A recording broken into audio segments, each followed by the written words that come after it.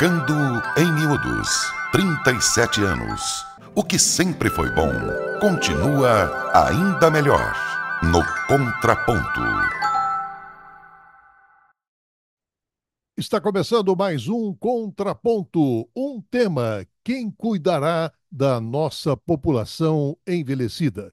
Dois pontos de vista da doutora Carla Giacomin, médica geriatra, doutora em Ciência da Saúde pela Fiocruz, coordenadora da Frente Nacional de Fortalecimento à Instituição de Longa Permanência para Idosos e consultora da Organização Mundial de Saúde para políticas públicas relacionadas ao envelhecimento para cuidados de longo prazo. Bom dia, doutora Carla, prazer em tê-la conosco. Bom dia, Márcio, bom dia a todos que nos escutam. Muito obrigada pelo convite. Participa conosco também a professora Ieda Duarte, gerontóloga, professora associada da Faculdade de Saúde Pública da USP, coordenadora do projeto SAB, Estudo Longitudinal de Múltiplas Cortes sobre as condições de vida e saúde dos idosos residentes no município de São Paulo e coordenadora do Trocando em Miúdos no quadro Páginas da Vida. Bom dia, professora Ieda, prazer em tê-la conosco. Bom dia, Márcio. Bom dia a todos os nossos ouvintes. É um prazer enorme estar aqui com você e com a Carla hoje no Contraponto. Jerry Gurvitz, que há 35 anos era um dos primeiros geriatras dos Estados Unidos e hoje ele é chefe da medicina geriátrica da Universidade de Massachusetts. E ele demonstra uma preocupação com o declínio da medicina geriátrica, porque, segundo ele, as escolas de medicina não são obrigadas a ensinar os alunos sobre geriatria e menos da metade exige qualquer treinamento de habilidades específicas em geriatria ou na experiência clínica. Aí eu pergunto, o que será da medicina geriátrica no Brasil, doutora? Eu tive a oportunidade de conversar tanto na Academia Nacional de Medicina quanto um órgão que trabalha só com a formação dos dentistas a respeito dessa questão. Primeira pergunta: será que os dentistas estão sendo formados para cuidar de bocas de pessoas idosas? Não, eles estão sendo formados para cuidar da estética, da harmonização facial, da implantodontia. Eles não estão sendo preparados para cuidar de uma população que tem uma boca envelhecida. E isso faz diferença, porque mesmo se eu for fazer um implante ou se eu for fazer um procedimento estético numa boca mais velha, com os tecidos mais velhos, isso vai exigir uma prática e um conhecimento que hoje não estão sendo ofertados. Para piorar, no caso da odontologia, só 25% do currículo é ofertado no cenário do SUS. Então, a gente está formando dentistas que não vão conhecer, de fato, a realidade da população brasileira.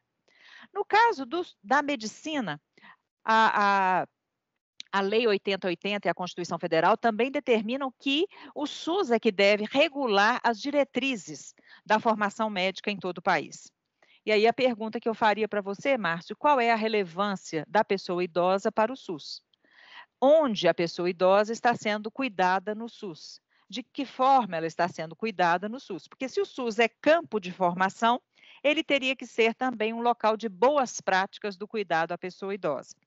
É fato o que esse professor falou a respeito do desinteresse dos profissionais jovens pela medicina geriátrica. E isso não é fácil de explicar, mas eu poderia dizer que eu tenho algumas hipóteses para explicar esse distanciamento do cuidado à pessoa idosa. Primeiro, nós vivemos um mundo muito volátil, muito digitalizado. Uma pessoa idosa pede tempo. Ela pede tempo para ser escutada. Você faz uma pergunta e, às vezes, ela faz um giro até chegar no ponto que você gostaria que ela tivesse te respondido. Mas esse giro é informação, esse giro é relevante, né, para nós que atuamos junto à pessoa idosa. Então, o mundo muito rápido, a pessoa idosa dentro da saúde vai ter dificuldade. Por outro lado, a gente precisa ter mais habilidades de escuta, mas a medicina virou uma ciência da visão e da medida. Então, eu só enxergo, só acredito se eu tiver visto no exame, no laudo, ou se eu tiver medido em comparações com determinadas referências, né? E muitas questões que a pessoa idosa traz ultrapassam essas medidas né, e essas formas de acesso à investigação. Então, hoje no Brasil, para que você tenha ideia, apenas 0,6% das vagas para a residência médica são ocupadas por pessoas interessadas na geriatria. Hoje a gente tem cerca de 3.000 médicos geriatras titulados no Brasil para atender uma população de 32 milhões de pessoas idosas. Então, realmente esse déficit é grande e tende a aumentar, porque nós temos uma cultura absolutamente idadista, e um sistema público de saúde que ainda está voltado para a saúde da mulher, para a saúde da criança, para as doenças crônicas, mas não para o cuidado com o envelhecimento. Né? Contraponto, professora Ieda. Talvez não seja nem um contraponto, talvez seja só complementar, né, Márcio? Assim, a Carla falou super bem sobre a questão da odonto e da medicina, mas nós temos as outras áreas voltadas também para a saúde. Né, as áreas voltadas ao cuidado, a minha área especificamente. Então, quando você fala de enfermagem, você fala de cuidado. Quanto esses currículos, né, quanto esses profissionais estão sendo formados com uma habilitação adequada para cuidar de pessoas idosas. Em todos os currículos de enfermagem, no mínimo, se diz que a pessoa tem que aprender o cuidado do adulto e do idoso, mas não é exatamente especificado quanto para um ou quanto para outro ou o quê. No cenário assistencial de prática, né, quando você leva os alunos para estágios, etc., normalmente eles são levados muitas vezes, na maioria das vezes, para hospitais públicos, e em algumas situações, quando se fala de disciplinas curriculares ou disciplinas optativas que trabalham com o cuidado da pessoa idosa, eles acabam indo, muitas vezes, para algumas instituições de longa permanência para fazer estágio. Não que a instituição seja um problema, mas muitas vezes o idoso daquela instituição, ele é um idoso doente, ele pode ser um idoso já com processo demencial avançado. Então, muitas vezes o contato de aprendizado que esses alunos vão ter é com pessoas idosas debilitadas e fragilizadas, o que piora o idadismo, como a Carla bem colocou, porque se ele já não tinha uma visão assistencial definida na cabeça dele, ele vai acabar definindo pelo pior jeito, que todo idoso só vai ficar doente, dependente, fragilizado, necessitando de cuidados 24 horas. E isso pode afastar as pessoas, e essa não é uma realidade. 75% da população idosa brasileira está bem, está dando conta da sua vida, tá? Um pouquinho até mais que isso, né? Uns 76%. Então, assim, essa pessoa está dando conta da sua vida do jeito que dá. Não quer dizer que ela não tenha problemas crônicos, não quer dizer que ela não tenha que fazer acompanhamento de saúde, quer dizer que, apesar de tudo isso, ela dá conta de viver com autonomia e independência. Então, essas são coisas que precisam ser mostradas. Os jovens de hoje precisam aprender a conviver com isso, aprender a conversar, sair do digital e aprender no face-to-face. Então, você vai num consultório médico, por exemplo, quando você hoje é atendido por um médico mais jovem, recentemente formado, ele fica atrás de uma tela de computador. E ele não olha para você, o idoso precisa que ele olhe para ele, converse com ele, porque, né, é uma questão de se sentir acolhido. Isso não está mais acontecendo, então a gente precisa rever a forma como a gente ensina e a forma como a gente atende e cuida. Doutora Carla, em julho último, né, o presidente da República enviou ao Congresso uma proposta sobre a Política Nacional de Cuidados. O texto produzido a partir de com a contribuição de estados, municípios, acadêmicos, experiências internacionais. E aí eu pergunto, até que ponto essa política vai oferecer resposta exatamente para aquela pergunta: quem vai cuidar da população envelhecida e que ritmo essa política vai andar no Congresso Nacional? A passos largos ou passos de tartaruga? Márcio, quisera eu poder te dar uma resposta, no mínimo, razoável, né, a esse respeito, porque com o Congresso Nacional a gente não tem a menor ideia do que pode vir a acontecer.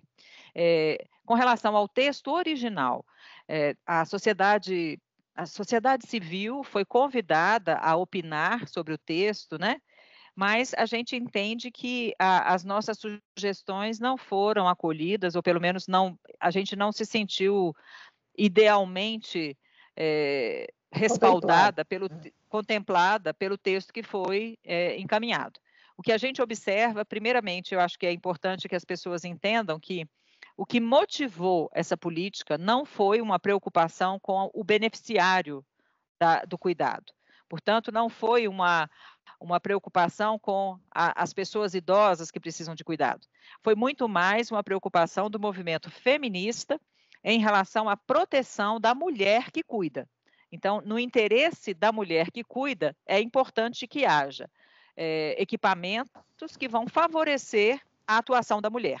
Por exemplo, creches, né? No caso das mulheres que têm crianças menores de 3 anos, então, o foco não é o beneficiário do cuidado. Outra coisa é o cenário do cuidado. O cenário do cuidado que está colocado na política é o cenário do domicílio. Não estão incluídas as pessoas que vivem em instituições para idosos. O que, a nosso ver, é uma falha importante, mas que, quem sabe, possa vir a ser corrigida no caminhar do processo legislativo. Com relação ao processo legislativo, o que a gente gostaria muito que os deputados compreendessem? Primeiro, que o cuidado ele se faz pelas pessoas. Então, eu tenho que favorecer a atuação qualificada dessas pessoas. Segundo, que transferir renda só não basta. É muito simples a gente pensar na transferência na criação de uma bolsa cuidador, onde o cuidador receba pelo trabalho que faz. Mas nós que atuamos nos territórios, nós sabemos que muitas pessoas hoje estão escolhendo, tendo que optar entre trabalhar e cuidar, porque não tem nenhuma garantia para cuidar de uma pessoa idosa. Então, nós precisamos também do amparo de uma legislação trabalhista que dê possibilidade para a mulher que trabalha fora, para o filho que trabalha fora, que ele possa, eventualmente, se distanciar do trabalho e voltar mais cedo para cuidar do pai, da mãe ou do avô, né? Então, esse tipo de diálogo também tem que ser trazido para a sociedade e, a meu ver, não está contemplado tampouco na proposta que foi encaminhada. Contraponto, professor Ieda.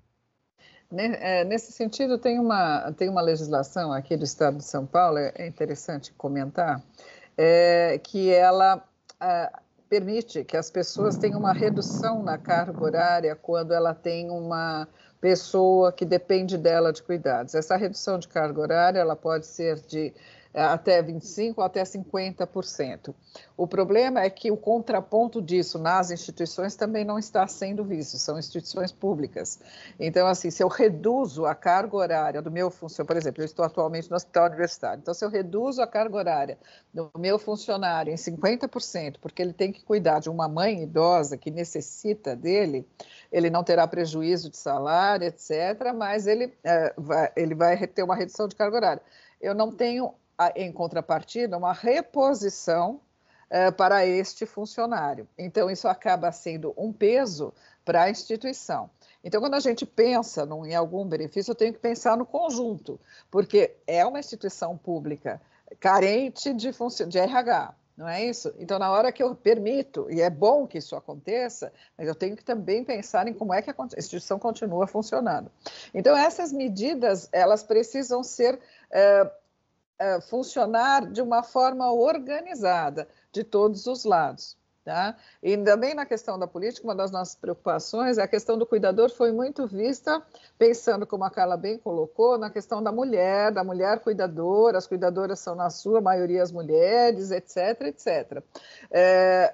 E aí? E como é que isso vai se organizar em termos de formação, em termos de não só de financiamento, se parte disso é necessário, mas em termos de realmente organização e estruturação disso numa linha de cuidado do SUS, por exemplo.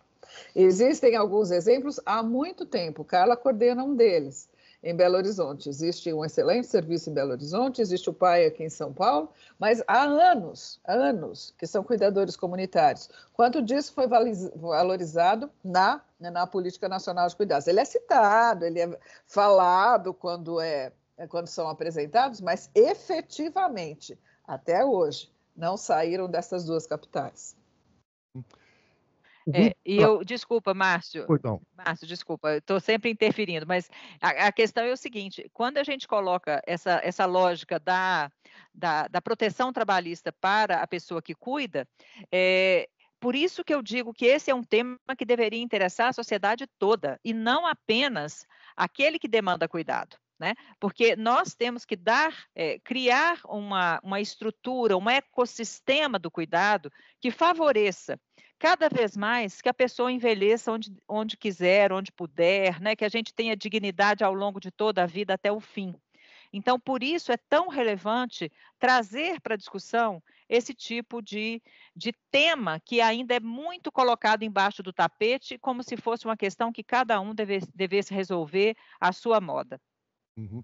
Ainda, doutora Carla, eu queria a sua participação em cima do seguinte aspecto que foi pontuado pelo grupo de trabalho envolvido aí na discussão da Política Nacional de Cuidados, que concluiu que a forma como se dá essa oferta de cuidados as pessoas recebem, isso não seria capaz de atender de forma equitativa as necessidades e cuidados da população e que tem, a senhora já pontuou isso também, sobrecarregado as mulheres brasileiras, né? Agora, se o projeto de lei reconhece a importância dessa responsabilidade social de gênero compartilhada nas tarefas do cuidado, como é que isso vai funcionar na prática? Quando a gente fala de transformação cultural para que as normas de gênero sejam revistas, é muito na lógica de que a mulher é treinada para cuidar e o homem para ser cuidado. Né? Então, o homem ele não se cuida, alguém cuida dele. A gente vê isso no consultório, a gente vê isso no serviço de saúde, né? O homem não vai à consulta, alguém o leva à consulta. Então, nós estamos aqui no Outubro Rosa, no Outubro Prateado, no mês que vem é o Novembro Azul, mas a gente não tem só próstata, não. A gente tem muito mais do que isso. O homem tem que se cuidar como um todo, né?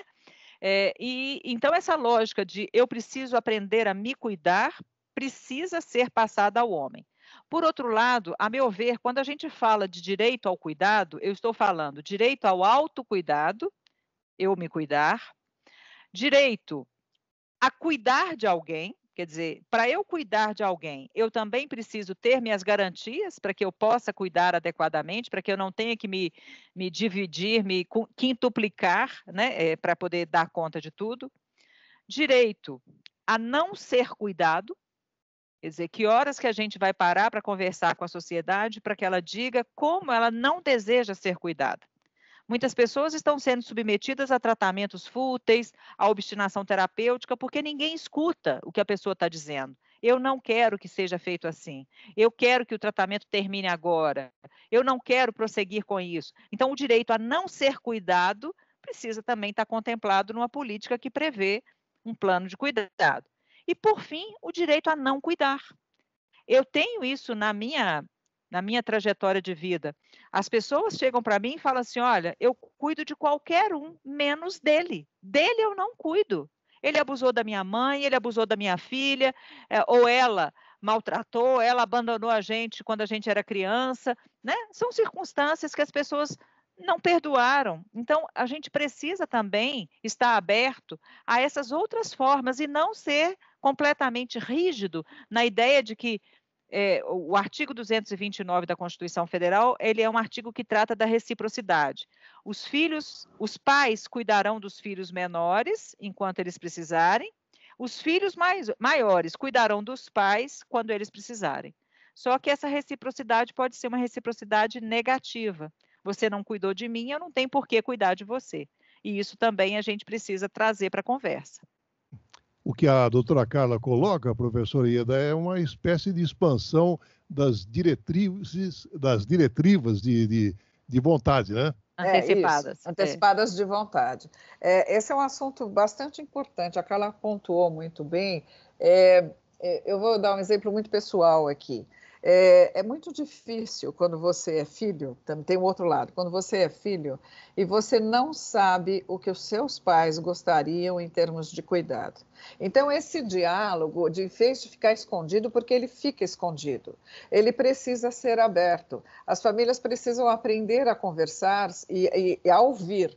Então, os filhos têm que ouvir o que o pai quer em termos de cuidado na própria vida, quando ele não puder muitas vezes, decidir por isso. Então, se ele ficou com comprometimento cognitivo grave, ou teve uma intercorrência grave de saúde que o deixa incapaz de decidir por si só, filha, né, devo saber qual seria a escolha dele. Ele quer que essa intervenção aconteça de qualquer forma ou ele não quer? E eu sou capaz de respeitar isso ou não? Eu lembro que isso aconteceu com a minha mãe e eu fui chamada, eu sabia, e falei não, ela já está bastante limitada, ela tinha uma demência grave. Eu falei, se ela tiver um quadro mais grave, não é para fazer nenhuma intervenção fútil. A resposta que eu obtive foi, você tem irmão? Né? Então, chama o seu irmão aqui para ouvir. Ou seja, eu que cuidava da minha mãe, meu irmão morava em Minas, com a Carla. Lógico que ele sabia de tudo que estava acontecendo, mas eu fui obrigada a trazê-lo para que ele dissesse a mesma coisa para o médico. E mesmo assim, eu ouvia todos os dias, mas você vai fazer isso mesmo com a sua mãe? Você tem certeza que você vai fazer? Quer dizer, é um sofrimento triplicado. Você já está sofrendo pela situação.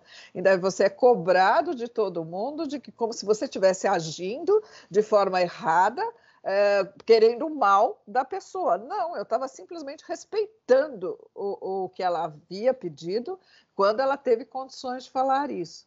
Então, essa cultura precisa mudar. Tá?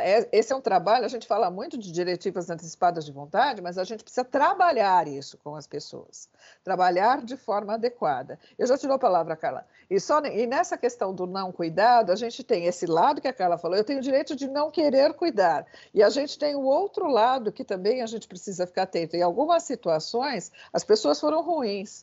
E na hora que o cuidador, geralmente a esposa, assume esse cuidado porque o outro é dependente, ela desconta nesta pessoa tudo aquilo que ela recebeu de ruim. E aí essa pessoa, hoje dependente, que pode ter sido muito ruim durante a vida, mas hoje ele é uma pessoa doente e dependente, pode ser submetida a situações de violência. Então a gente tem que pensar numa estrutura que olhe para isso de forma mais ampla.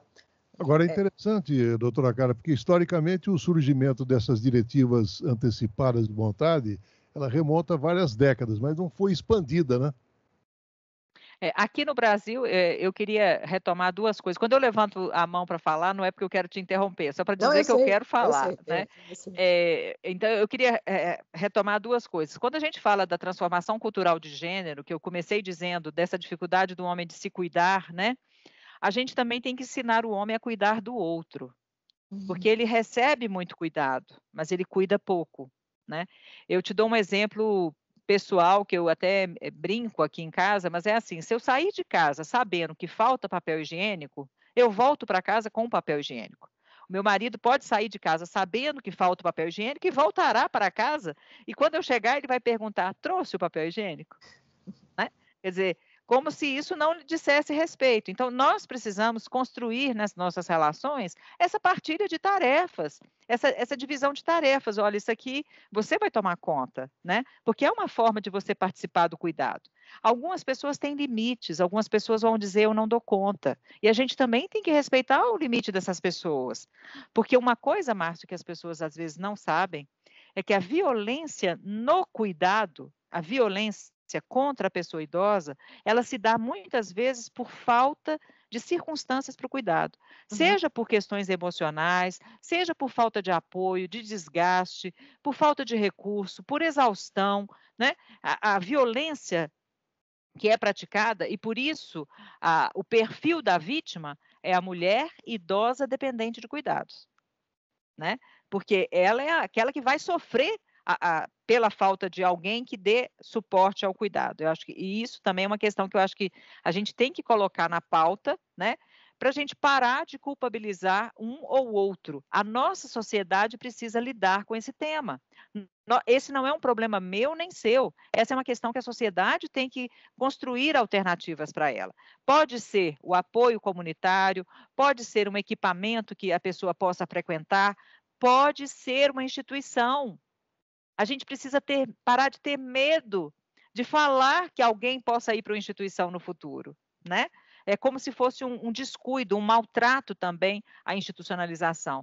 Mas está assim de gente sofrendo violência em casa, exatamente porque lhes são privadas as possibilidades de ir para uma instituição que presta um cuidado adequado. Contraponto, professora Ieda. Não, a Carla tocou num ponto bastante importante, né? A cultura não é só do brasileiro, é do latino em geral, é essa cultura da reciprocidade. Então, o pai cuidou do filho, o pai espera que o filho cuide dele. Só que isso não é uma verdade. Está se tornando cada vez menos verdade por falta de condições mesmos. E a outra questão bastante que a Carla já citou, e bastante forte na nossa cultura, é que você coloca um pai, uma mãe numa instituição, existe uma conversa paralela que diz, nossa, você viu? Ele jogou o velho lá, né? Jogou o velho na instituição, como se você estivesse jogando na caldeira do inferno, assim. Isto não é verdade. Tem muitas instituições boas que cuidam bem, que vão conseguir prestar um cuidado melhor do que essa pessoa teria se ficasse na casa dela, e não é porque a família necessariamente é ruim, porque muitas vezes ela não tem condições mesmo de cuidar. Tá? Existem ótimas instituições, com mais ou menos recursos. A gente não está falando de hotelaria, a gente está falando de pessoas que estão dispostas a dar um cuidado adequado. Então, morar numa instituição não é um problema. Eu tenho instituições boas e ruins, assim como eu tenho cuidadores familiares bons e ruins. Isso acontece da mesma forma. O que a gente precisa é investir para que esses locais, que eu deixe de ter preconceito contra esses locais e que eu passe a entender e até a ajudar que eles possam melhorar.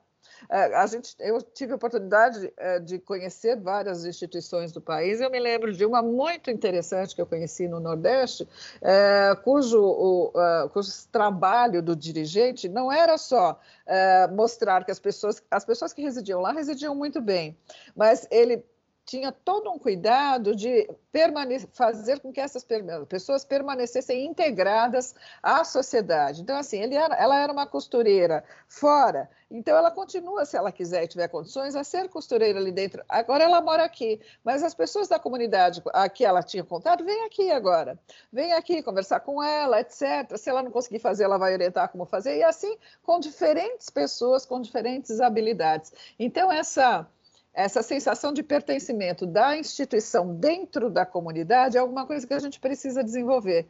Então, não é uma instituição que eu passo na frente, ali é uma instituição, nem entro, passo longe. Não, ela faz parte da comunidade. Aquelas pessoas, muitas vezes, moravam ao redor. Eles só mudaram de lugar. Então, eu preciso fazer com que isso faça parte do nosso dia a dia, sem preconceito, ajudando, sendo uma coisa coletiva. E importante também, desculpa, Márcio, importante também, duas situações que eu queria trazer para ilustrar um pouco isso que a Ieda está colocando, né? A nossa dificuldade de lidar com a finitude faz com que a gente fale assim, a pessoa foi lá para morrer, porque lá foi o último lugar de moradia dessa pessoa. Ocorre que o último lugar de moradia de 99,5% dos brasileiros é a nossa casa. Não é a instituição. Então, a gente joga a culpa da morte na instituição, quando, na prática, todas as pessoas, a maior parte, 99,5%, de acordo com o censo, estão na comunidade, vão morrer na comunidade. Por que eu não olho para a minha casa achando que a minha casa é lugar de morte? E quando eu olho para a instituição, eu acho que ali é um lugar de morte. E se eu não estou satisfeito com o que eu vejo na instituição, o que eu preciso fazer como sociedade para melhorar o que está lá? Né? Então, acho que essa é uma responsabilidade social também. E a outra coisa que eu queria dizer é que quando a gente fala das relações, das rupturas de relações, pensem nos idosos LGBT de hoje. Muitos deles, para viver a condição, né, de ser uma pessoa LGBT, uma pessoa gay, uma pessoa trans, eles tiveram que romper com as suas famílias de origem. Eles foram escorraçados de casa, né? Muitas pessoas perderam totalmente os laços familiares, tiveram que sair da sua cidade para se assumir na condição numa cidade maior, onde haveria uma tolerância maior, né? Então, a gente precisa trazer também esse envelhecimento de minorias para a política de cuidado, né? Acho que é tudo um grande guarda-chuva. Eu estou lembrando dessa situação porque a gente não teve ainda a oportunidade de falar sobre ela. Professora Ieda, o documento da Política Nacional de Cuidados determina que o cuidado como direito de todas as pessoas a ser implementado de forma progressiva a partir de públicos prioritários. São eles crianças, adolescentes, com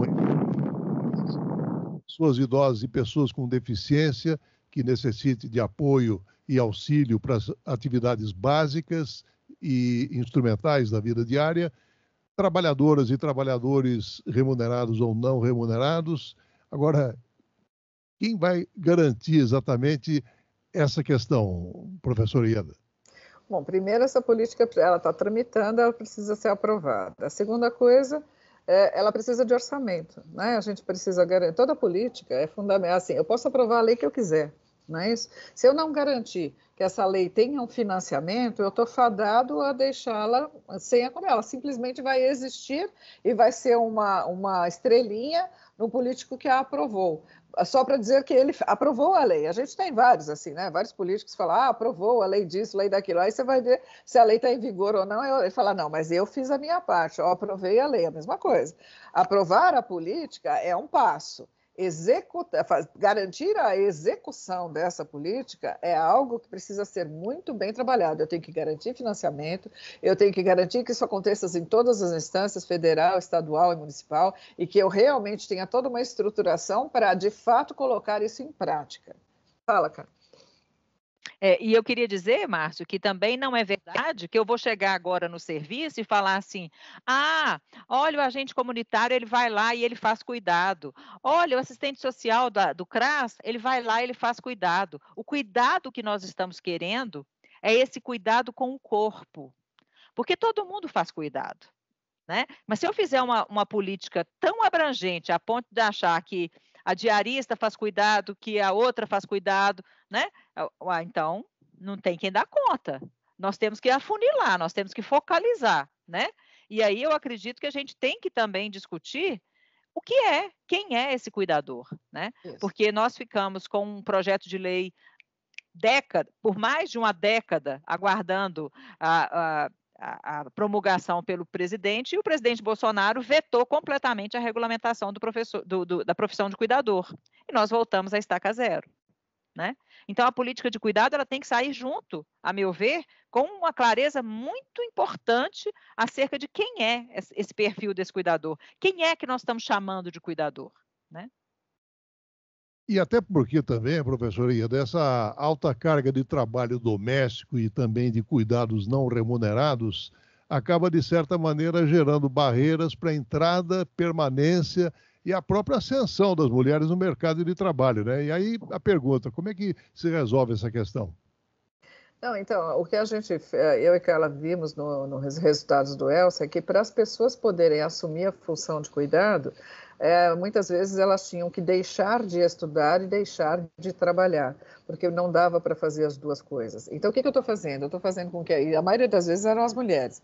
Então, o que eu estou fazendo? Eu estou fazendo com que essa pessoa, ela progressivamente, ela avance na idade, né? Ela envelheça também, sem formação específica e sem garantia de emprego. Aí, quando a pessoa que ela cuida vem a falecer, que idade ela tem? Ela já... E que capacidade ela tem para entrar num mercado de trabalho numa condição de qualidade ou de igualdade com seus pares, da sua idade ou da sua formação. Então, estas coisas, quando a gente fala da política, são coisas que precisam todas elas serem olhadas.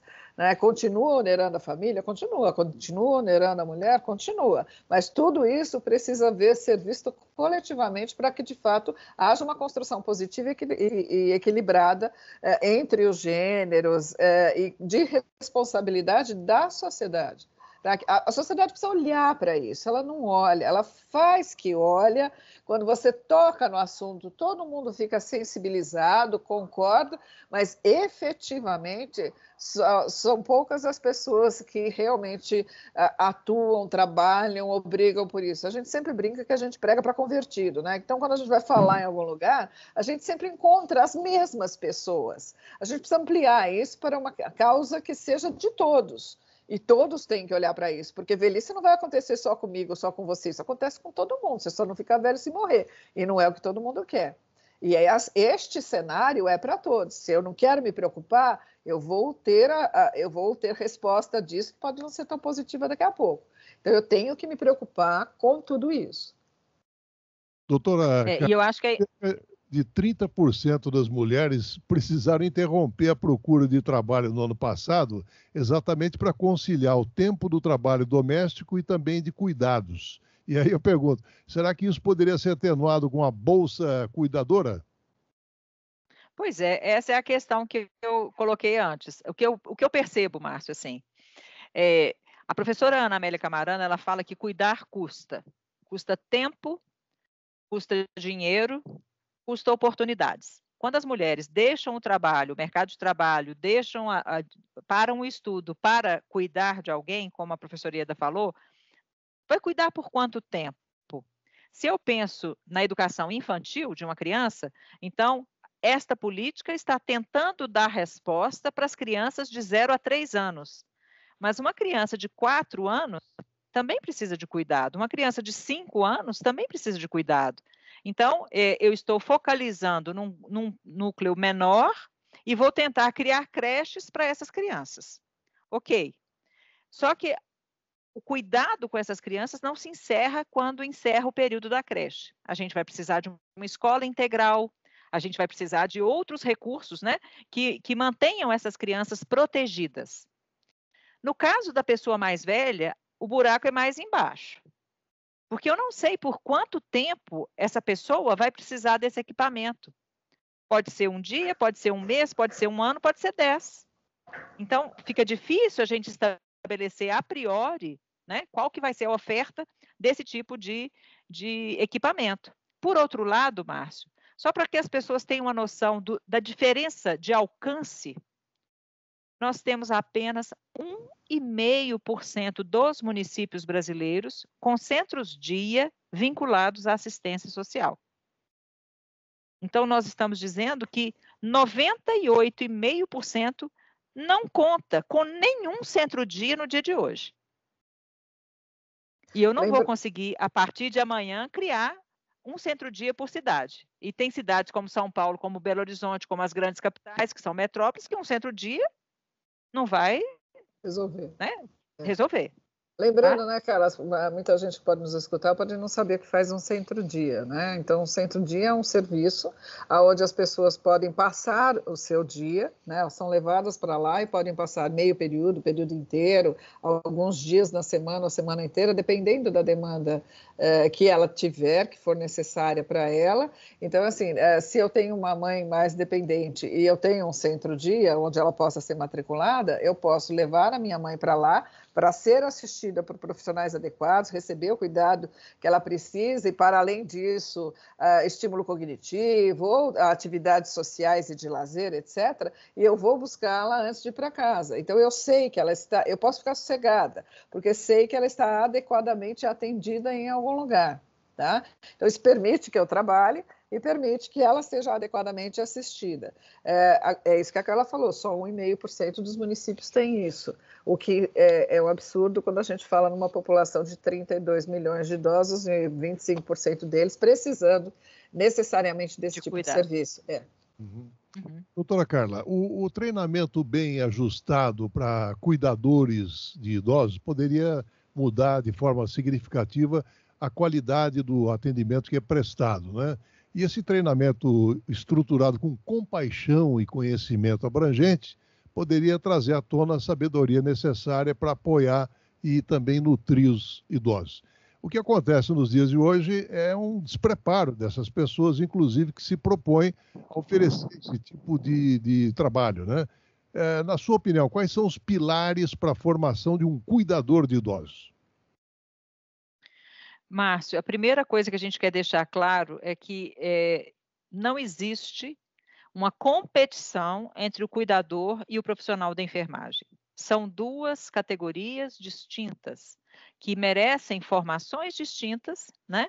E que precisam ser olhadas nas suas peculiaridades. Quando eu penso cuidador, eu penso uma pessoa que esteja disponível para fazer companhia, para ajudar nas atividades de vida diária, quais sejam: ajudar a comer, ajudar a dar banho, ajudar a vestir, ajudar a mover uma pessoa de um cômodo para outro dentro de casa, né? Ajudar a ir ao banheiro, ajudar a fazer higiene. Então, são todos cuidados corporais. Mas também, esse mesmo cuidador pode ajudar essa pessoa a sair de casa, a atender o telefone, a apanhar o transporte. Esse cuidador pode cuidar da medicação da mesma forma que um familiar faria. Nós não trabalhamos com os familiares como se eles fossem técnicos de enfermagem, né? Nós trabalhamos com familiares sendo familiares. Então, eu entendo que o cuidador, ele precisa de ter treinamento em relação à confidencialidade, em relação ao respeito à dignidade, em relação ao respeito à biografia da pessoa, que ele se interesse pela pessoa, que a gente abandone o celular na hora que a gente estiver cuidando, porque senão o que a gente faz é companhia para o celular e não companhia para a pessoa, né? Infelizmente, gente, é do nosso tempo. Então, a gente precisa ter esse tipo de recordação. Opa, peraí, você está aqui para olhar para ele, né? Você está aqui para poder cuidar dele, e nós vamos querer isso, né? Essa pessoa precisa ter também garantias trabalhistas, né? Ela precisa ter o direito à folga dela. Então, isso tudo eu acredito que componha o cuidador para além, e vou dizer mais. Nós não podemos transformar a casa de uma pessoa idosa com um cuidador numa enfermaria de quinta categoria. Porque aí é aquela ideia de que o cuidador tem que medir glicose o dia inteiro, tem que olhar a pressão o dia inteiro, né? Tem que oferecer respostas que não competem a ele. Então, eu acho que essa divisão de tarefa tem que estar muito claro. Eu prefiro que a professora Ieda fale da parte da enfermagem, porque ela tem muito mais propriedade que eu para fazer isso. Contraponto, professora Ieda. Não, a Carla tocou num ponto bastante sensível, né? Então, por exemplo, vou dar um exemplo aqui bem concreto. Aqui em São Paulo, assim como existe o Melhor Cuidado, lá em Minas existe o programa de acompanhantes de idosos, que é um programa de cuidadores. Tá? Por que o programa de acompanhantes de idosos chama acompanhantes e não cuidadores? Né? Porque na época que ele foi criado, há 15 anos atrás, existia uma rixa muito grande com o Conselho Regional de Enfermagem, que não queria, que não aceitava de forma alguma a questão dos cuidadores. Então, como a política ia ser criada, a briga ficou no nome. Se eles dessem o nome de cuidadores, eles poderiam não conseguir colocar em prática o programa. Então, eles mudaram o nome para acompanhantes. Já teve vários desdobramentos depois disso, em relação a se o acompanhante é cuidador ou não, mas não vale a pena essa seara aqui agora. Mas eles só foram denominados de acompanhantes por uma questão do Conselho Regional de Enfermagem da época. Melhorou, mas ainda tem bastante problemas. Então, a gente ainda tem muitos profissionais da área de enfermagem que não entendem ou não aceitam a figura do cuidador. Exatamente neste perfil que a Carla colocou. Eu sou enfermeira e a vida inteira eu trabalhei com a questão da formação de cuidadores nessa linha. O cuidador não compete com a enfermagem, mas o que a gente tem hoje é que muitas pessoas, principalmente muitos técnicos de enfermagem, eles querem atuar complementar ao que eles já fazem como cuidadores. E aí existe, eu sempre que eu sou abordada a esse respeito, eu falo a mesma coisa. Se um profissional de enfermagem quiser trabalhar como cuidador, tudo bem, desde que ele faça um curso de cuidador. Tá? Porque ele tem que aprender uma outra abordagem que não é a função técnica. A função técnica ele dá conta, mas não é disso que o idoso precisa, não é só disso que ele precisa. Senão eu corro o risco, que é o que na maioria das vezes acontece em muitos programas de assistência domiciliar, quando eu tenho um cuidador que é profissional de enfermagem, eu transformo essa casa num hospitalzinho de quinta categoria, como ela colocou. Eu coloco uma cama hospitalar, eu coloco isso, coloco aquilo, eu entro naquela casa, é como se eu estivesse entrando numa enfermaria. Deixou de ser a casa do idoso, deixou de ter a identidade dele, ele deixou de sentir que ele está na casa dele. Ele está sendo o melhor cuidado. Você perguntou para ele se ele está se sentindo o melhor cuidado? Isso não acontece. Então, são coisas que essa sensibilidade, ela precisa estar nos cursos de formação. Eu acho que isso é extremamente importante. Doutora Carla. Ieda, eu queria colaborar, eu queria colaborar com a experiência francesa, que eu tive a oportunidade de fazer minha formação na França, e era muito interessante porque os cuidadores participavam do cuidado hospitalar. Só que eles não tocavam em medicamento, eles não tocavam em várias coisas, mas eles chegavam por volta das 8 da manhã e ficavam até o meio-dia. E o que eles faziam? Eles davam banho, eles ajudavam na alimentação e deixavam os técnicos de enfermagem liberados para fazer os procedimentos de enfermagem, para dar a medicação, para puncionar a veia, para poder fazer curativo, né? Eram situações complementares. Ou ajudavam junto num banho, que às vezes você tem uma pessoa que você não conseguiria dar banho sozinha. E aí o cuidador ajudava. Meio-dia, acabou de dar a alimentação, eles iam embora. E o hospital ficava somente com os técnicos de enfermagem. Então, esse grosso do cuidado, que a gente sabe que tem períodos mais difíceis no hospital, eles participavam. Professora Ieda, nos Estados Unidos, um setor que tem apresentado um crescimento muito grande é o seguro de saúde de cuidados de longo prazo. Trata-se de uma apólice de seguro que oferece benefícios para pagar os serviços como atendimento domiciliar, cuidados enfermeiros. Vamos então para a realidade brasileira, professora. Os planos de saúde lideraram o ranking de queixas e reclamações de consumidores do IDEC durante o ano de 2023. E aí a pergunta é a seguinte: um seguro de saúde, de cuidados de longo prazo, é exatamente para poucos, ou mesmo que seja para alguns, também teremos muitos problemas? Bom, assim, a gente já está numa crise nos planos de saúde atuais. Tanto que a gente tem enfrentado algumas situações como o plano cancela o seu plano, né? Por ABCD razões, ele é unilateral, esse cancelamento é unilateral. Isso são coisas que a gente não enfrentou antes e está passando a enfrentar agora, justamente que a população ela está vivendo mais e aí passa a utilizar mais. Ela pagou a vida inteira o plano e usou pouco. Aí, de repente, ela envelhece, ela precisa usar mais e esse plano acha que aí agora ela é muito dispendiosa. Então, existe um mecanismo unilateral de cancelamento desse plano que está em discussão, já foi vetado, etc., mas isso já andou acontecendo e essa é uma situação ainda não resolvida. Ter um seguro cuidado seria bom? Eu não acho que seria ruim. O problema é, será que ele seria facilmente realizável e pagável ao longo do tempo? O Japão tem algo similar a isso, que você paga durante a vida, porque eles sabem que vão viver muito e que precisarão disso no futuro, então eles pagam isso durante a vida inteira. Mas porque é uma população bastante longeva e que trabalhou nessas questões já há muito tempo. Lá funciona? Funciona. Mas eles também estavam importando cuidadores de outros países, porque eles já também não têm jovens em número suficiente, população mais jovem em número suficiente para cuidar. Então, eles importam muitos brasileiros para irem lá trabalhar como cuidadores, principalmente aqueles que têm descendência oriental, que minimamente entendem a linguagem, etc. E aí eles pagam bem, mas o trabalho é bastante exaustivo. Então, existe um campo para isso? Eu não sei te dizer. Eu vou te dizer um exemplo, Márcio. A assistência domiciliar ela já existe há pelo menos uns 25 anos implantada nos programas, nos nossos seguros saúde.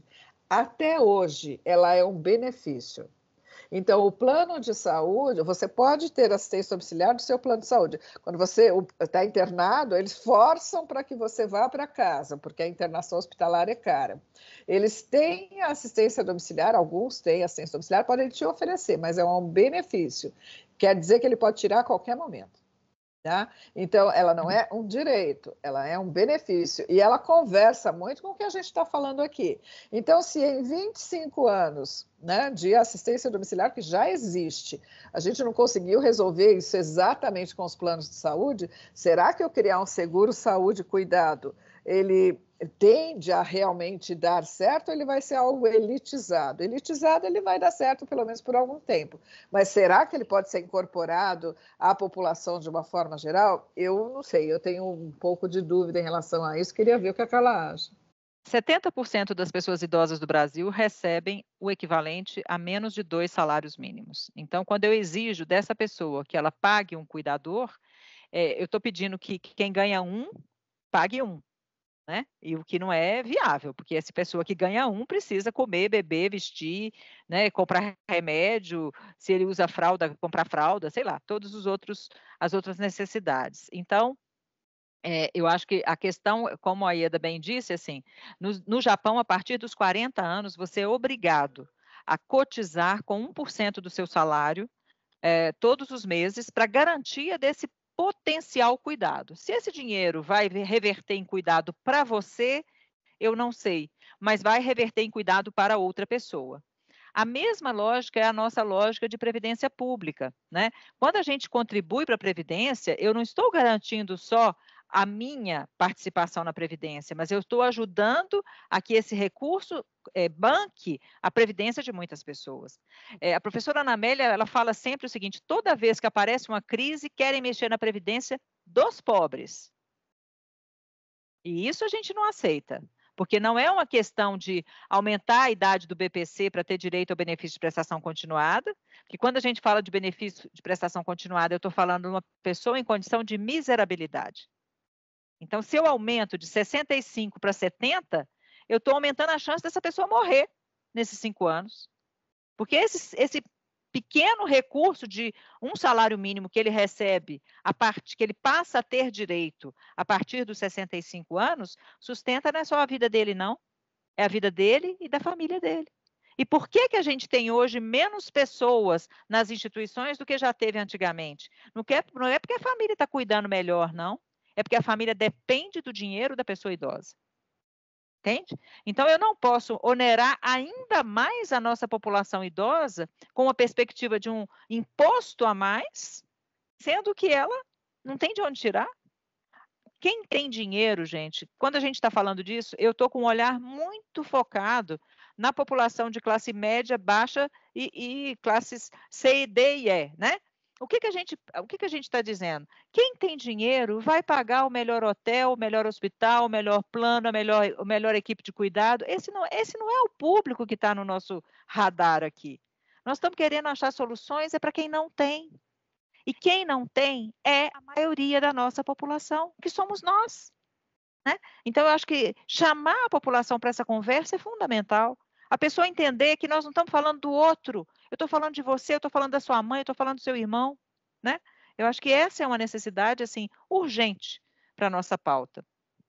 Professora Ieda, olhando para o número crescente de idosos que vão precisar de cuidados e para o número cada vez menor de pessoas disponíveis para cuidar deles, então está claro que nós estamos caminhando aí para uma séria escassez de cuidadores? Sim, eu acho que a gente tem que pensar que eu tenho que ter novas estratégias para cuidar. Tá? Então, pensar em cuidadores comunitários, em programas de cuidadores comunitários de diferentes tipos, numa sociedade mais colaborativa. A gente precisa desenvolver mais solidariedade dentro da nossa sociedade para ser mais colaborativa, e tenho que trabalhar, sim, com a loja de cuidadores comunitários. Esse cuidador 1 a 1, muitas vezes, ele não vai atender a demanda no futuro. Ele vai ficar sobrecarregado, ele não vai dar conta. É fácil você pensar, hoje em dia, se eu tenho um idoso que precisa de cuidado 24 horas, eu preciso de 4 cuidadores, tá? De dia, de tarde, e noite sim, noite não. E, né, para dar conta de todos os dias e a dar cobertura de folgas.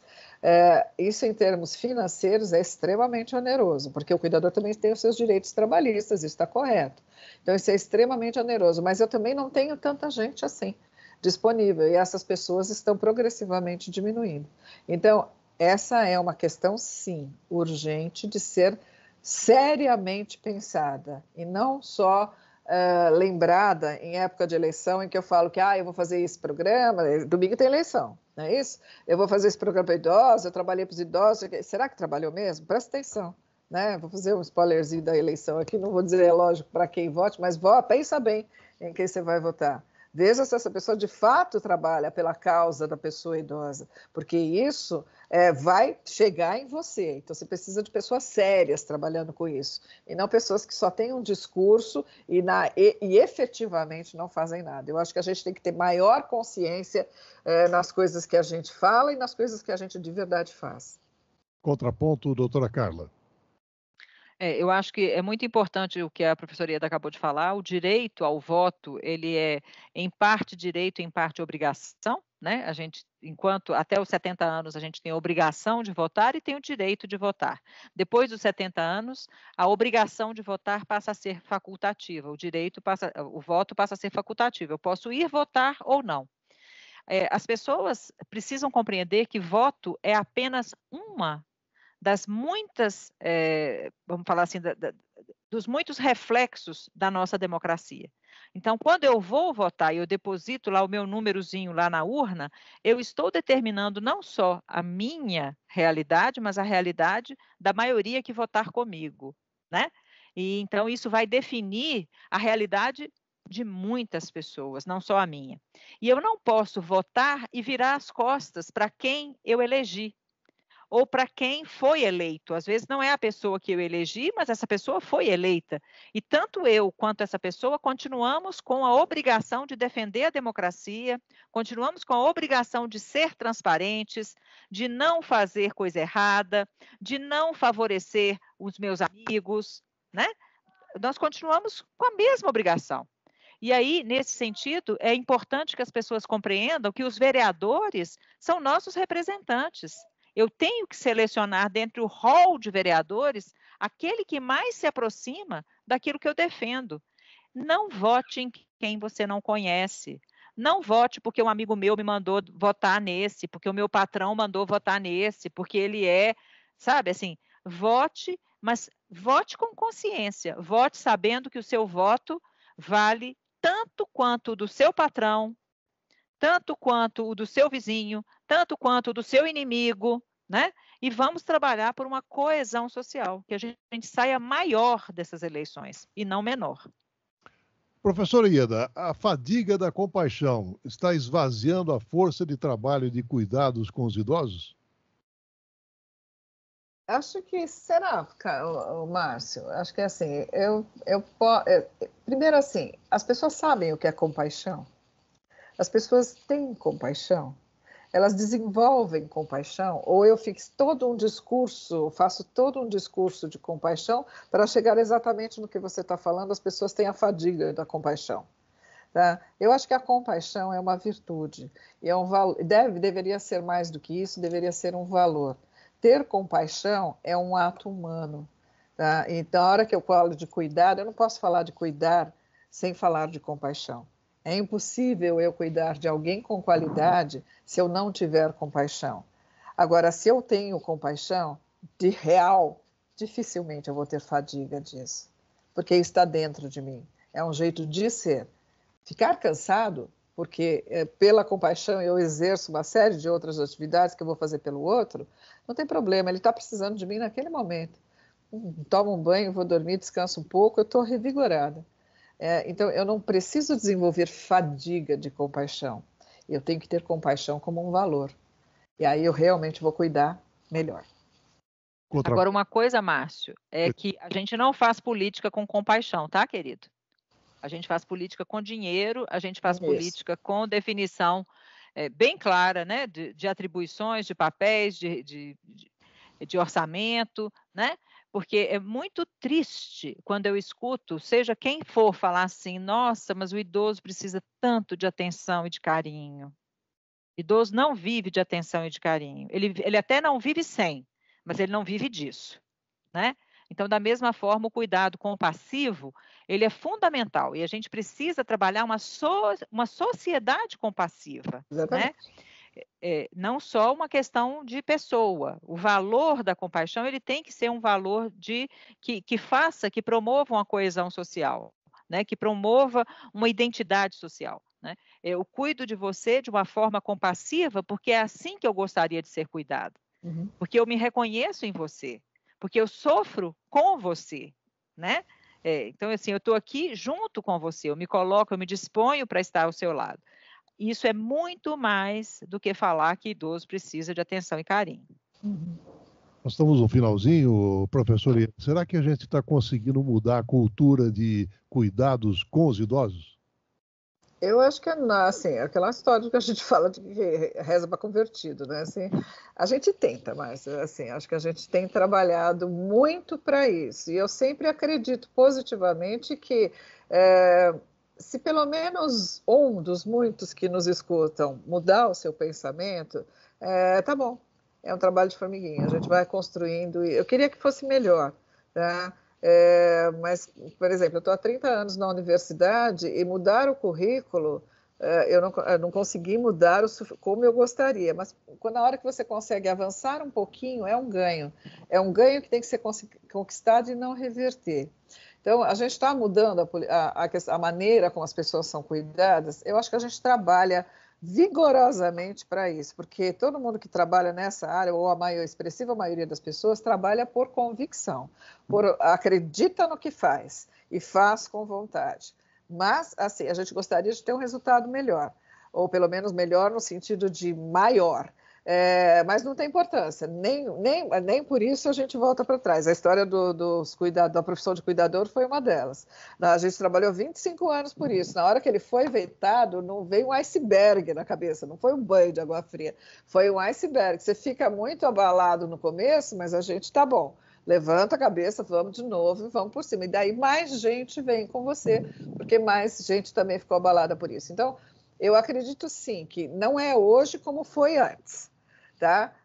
Talvez seja menos do que nós gostaríamos que tivesse, mas eu acredito que a gente tende a progredir, só que existe um hiato entre uma coisa e outra. Talvez a gente tenha um déficit nesse caminho e muitas pessoas poderão ser penalizadas por esse déficit, o que eu lamento profundamente, queria que a gente pudesse ter avançado mais. Doutora Carla, quem vai cuidar da população envelhecida? Você lembra que antes de entrar para essa entrevista, eu mandei uma mensagem para você assim, Márcio, qual é o alcance do seu programa? Sim. Por que eu estou falando isso? Porque vocês não têm noção de quantas vezes a gente tem que falar e falar novamente e voltar a dizer, né? E eu entendo do seu esforço, do seu empenho em levar essa conversa adiante, mas é muito importante que a sociedade, que ela assuma a sua responsabilidade nessa conversa, né? É incrível como que a gente tem influencer para poder fazer o diabo a quatro na vida das pessoas e a gente não tem influencer que dê conta de fazer as pessoas entenderem que elas precisam de cuidado consigo, com o outro, com a sociedade, com o bem comum, né? Então, assim, eu acho que o nosso papel tem muito a ver com isso. Agora, quem vai cuidar de nós, eu te falo, olha, nós temos 16% dos idosos do Brasil moram sozinhos, né? Depois dos 80 anos, eu tenho para cada um homem, eu tenho 3 mulheres. Então, o homem espera ser cuidado. A mulher não tem certeza, embora ela tenha sido a cuidadora ao longo da vida inteira, né?